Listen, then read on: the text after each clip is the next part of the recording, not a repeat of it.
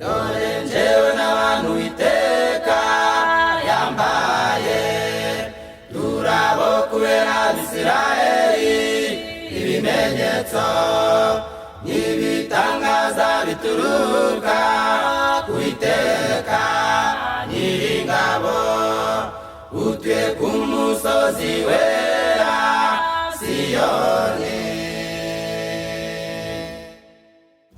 Dore njyewe n'abantu Iteka yambaye turabo kubera Abisirayeli ibimenyetso n'ibitangaza bituruka ku Iteka Nyiringabo utuye ku musozi wera Siyoni. Yemwe babyeyi nimuzana abana mu biganza byayo irabakira ibaha umugisha. Yemwe babyeyi nimuzana abana mu biganza byayo irabakira ibaha umugisha. Yaduhaye abana mu biganza bitunezeze maze iduha isezerano rivuga ngo sinzatuma batwita nange ko babyara bazishima babonye urwo rubyaro. Yaduhaye abana mu biganza bitunezeze maze iduha isezerano rivuga ngo sinzatuma batwita nange ko babyara bazishima babonye urwo rubyaro.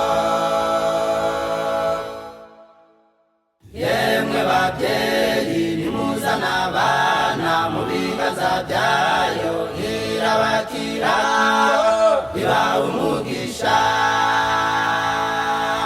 Yemwe babyeyi nimuzana abana mu biganza byayo irabakira ibaha umugisha.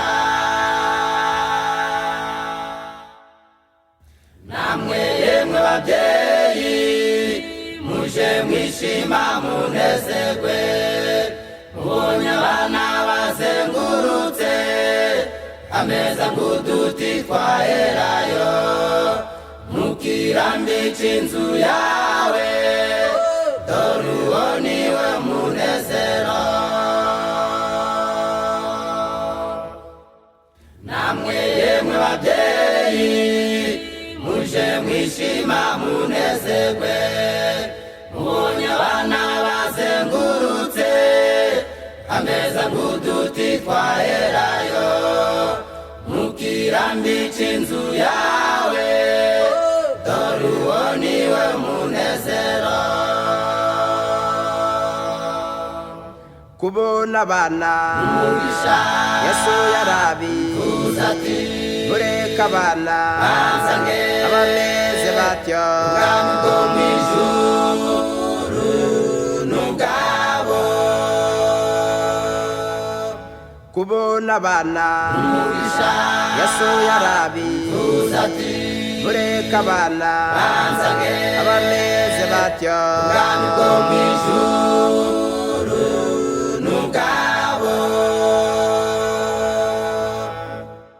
Yemwe babyeyi nimuzana abana mu biganza byayo irabakira ibaha umugisha.